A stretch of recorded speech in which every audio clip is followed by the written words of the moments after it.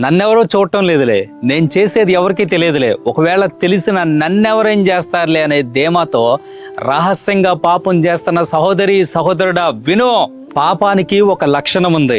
నువ్వు ఎంత దాచాలన్నా అది దాగదు. నువ్వు దాచాలనుకున్న కొద్దీ అది బయటపడాలనే చూస్తూ ఉంటుంది.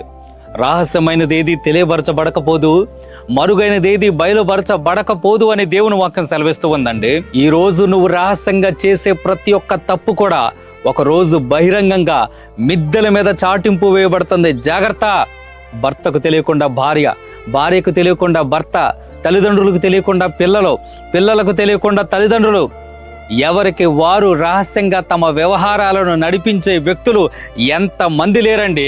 చదువుకోమని తల్లిదండ్రులు కాలేజీకి పంపిస్తే కాలేజీకని వచ్చి మధ్యలో ఎవరో ఒకరు బైక్ వెక్కి ఇష్టానుసారంగా వాడుతూ ఉదయం నుంచి సాయంత్రం వరకు విచ్చలవిడిగా తిరిగి మరలా ఏమీ తెలియనట్లే కాలేజీకే వెళ్ళొచ్చానని చెప్పేసి తల్లిదండ్రులు మోసం చేసే యవనస్తులు ఎంత మంది లేరండి. నువ్వు నీ కుటుంబ సభ్యులను మోసం చేయగలవేమో గాని, నీ చుట్టుపక్కల ఉన్న వ్యక్తులను మోసం చేయగలవేమో గాని, నీ భర్తనో నీ భార్యనో నీ ఇంట్లో ఉన్న వ్యక్తులను నువ్వు మోసం చేయగలవేమో గాని దేవుణ్ణి నువ్వు ఎప్పటికీ మోసం చేయలేవు.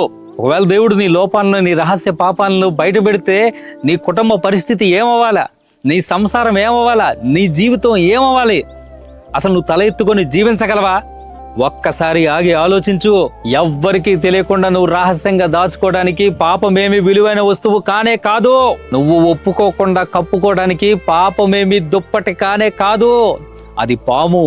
ఏదో ఒక రోజు అది పడగ విప్పి నిన్ను కాటు వేసిద్ది. జాగ్రత్త. పామును ఒడిలో ఉంచుకుంటే ఎంత ప్రమాదమో, పాపాన్ని హృదయంలో ఉంచుకుంటే అంతే ప్రమాదం. యోధా వారి పాపం వారి స్థితిని తగ్గించిందని దేవుని వాక్యం సెలవిస్తూ ఉంది. ఈరోజు పాపం చేసే ప్రతి ఒక్కడి పాపం వాడి స్థితిని తగ్గించింది.